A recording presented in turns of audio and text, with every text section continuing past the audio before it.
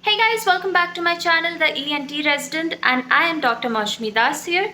And in my last video, I spoke about the anatomy of the external ear. Now today, we'll be discussing about the anatomy of the tympanic membrane, which is basically the partition when lying in between the external and the middle ear. So let's start our class now.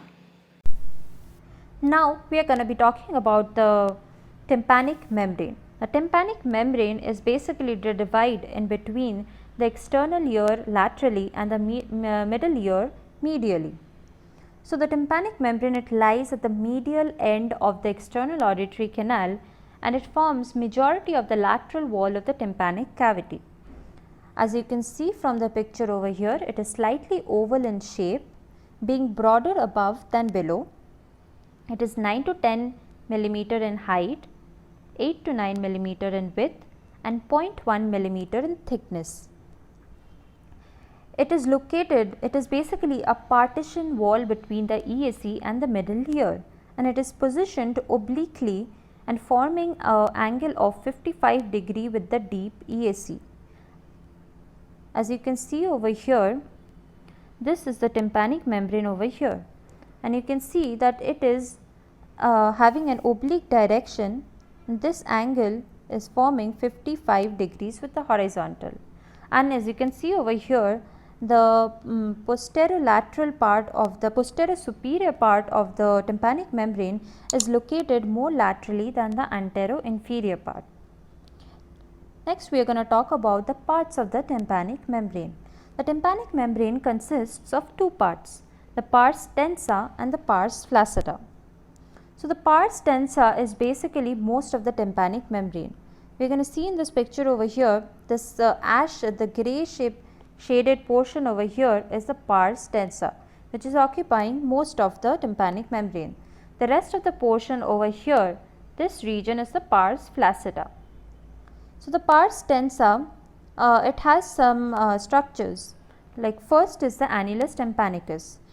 This structure is basically where the tympanic membrane is getting thickened in the periphery and it is forming a fibrocartilaginous ring called the annulus tympanicus. You can see over here, this you can see the periphery how it is getting thickened. This is forming a fibrocartilaginous ring. This tympanic annulus is getting embedded or lodged in the bony meatal canal in the region which is known in a sulcus, which we call the tympanic sulcus. And this sulcus actually does not extend superiorly, it stops at the level of the notch of the ravenous. So you see in this portion the tympanic sulcus is actually absent. So from the superior limits of the sulcus, the annulus becomes a fibrous band which runs centrally as anterior and posterior malleal folds. So you can see over here in this picture, this is the anterior and the posterior malleal folds, these folds right over here.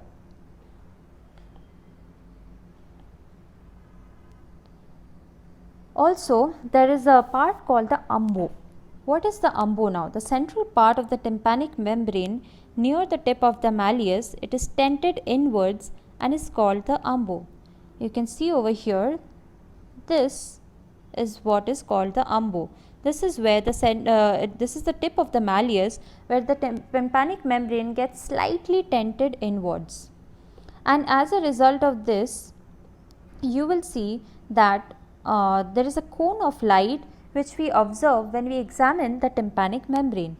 What is the cone of light? It is basically a bright cone of light which radiates from this tip of malleus to the periphery in the antero-inferior quadrant. You can see over here, this here is a cone of light. This is only happening because of the tenting inwards of the pars tensa at the level of the tip of the malleus. And this is important this is a very important feature we note in a normal tympanic membrane. In any other pathology of the tympanic membrane, this cone of light may be lost. So now that we have talked about the pars tensa, the next part is the pars flaccida. A pars flaccida is also known as the Sharpnell's membrane. As I just showed you here, it is situated above the lateral process of the malleus. This here is the lateral process of the malleus. So the region above it is what we known as the pars flaccida. and it is located in between the notch of Ravenous and the posterior and the anterior malleal folds. So you can see over here, this is the exact location of the pars flaccida. It is not as tense as the pars tensa, and it sometimes appears a little pinkish. So we will see in this picture what are the various structures which we are noting in a tympanic membrane. So what we learnt is there are two parts of the tympanic membrane. The grey portion is the pars tensa, and the part which is lying above it is the pars flaccida. And in the tympanic membrane, certain structures are visible, which is important to note. First is the malleus, the lateral process of the malleus, which is this. Second is the handle of the malleus, and this is the tip of the malleus where it forms the umbo. Then we note the cone of light in the antero-inferior segment. Next we note the tympanic annulus, which is basically the periphery of the pars tensa getting thickened. And there are certain structures which of the middle ear which we can see via the tympanic membrane in certain people. These structures are, first you can see right over here is the stapes and the long process of the incus. So we can see the incudostapedial joint over here in the posterior superior quadrant. We can see the round window shadow over here, and sometimes we can also see the shadow of the eustachian tube over here. So these are the structures of the tympanic membrane we have to look at when we are clinically examining the ear. Now if you want to draw the tympanic membrane, if you want to know how to schematically represent it, I have already made a video on it on how to draw the tympanic membrane easily in 30 seconds. Please check it out. So after this we move on to what are the important landmarks of the tympanic membrane. The important landmarks are the cone of light, as I said. This is actually an endoscopic picture of the tympanic membrane. You can see over here this shadow over here, this is the cone of light in the inferior antero-inferior quadrant. The umbo, which is right over here. The handle of the malleus, you can see this is the handle of the malleus. The lateral process of the malleus right over here. The anterior and the posterior malleal folds right over here. The incus shadow, which is supposed to be visible over here but may or may not be visible, and the tympanic annulus. You can see this whitish structure that you can see in the periphery is the tympanic annulus. So these are the things you have to look out for while you are clinically examining the tympanic membrane. Next we move on to the layers of the tympanic membrane.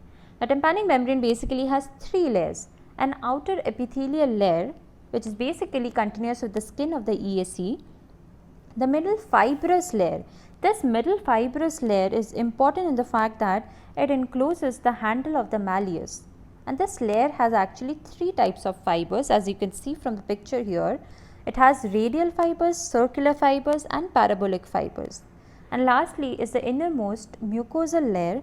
This layer is continuous with the middle ear mucosa. So these are the three layers of the tympanic membrane. Next we come to the blood supply. The arterial supply of the tympanic membrane, again it arises from the same branches which supply both the external auditory meatus and the middle ear. So these two sources, they interconnect through the extensive anastomosis within the connective tissue layer of the lamina propria, which is basically the middle fibrous layer, as I was just telling you. So the epidermal vessels, which are the ones which are supplying the external auditory meatus, they originate from the deep auricular branch of the maxillary artery. And secondly, the mucosal vessels are the ones which are supplying the middle ear mucosa. They arise from the anterior tympanic branches of the maxillary artery, the stylomastoid branch of posterior auricular artery, and probably from the middle meningeal artery. So these epidermal vessels and the mucosal vessels, they actually anastomose with each other within the connective tissue layer of the lamina propria and supply the tympanic membrane. And last of all, we need to know about the nerve supply of the tympanic membrane.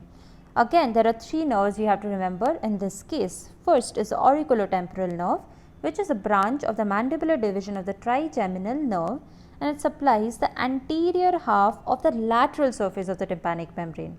Whereas the posterior half of the lateral surface of tympanic membrane is getting supplied by the vagus nerve via its auricular branch. Now, this auricular branch is also known as the Arnold's nerve. This is about the lateral surface of the tympanic membrane.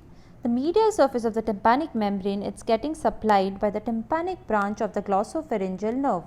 This branch also has a unique name which is known as the Jacobson's nerve. So, these three are basically what we need to know about the nerve supply of the tympanic membrane. Now, this completes our topic on tympanic membrane. If there is anything else you need to know, please write in the comment section and I will get back to you, and see you in my next video, guys.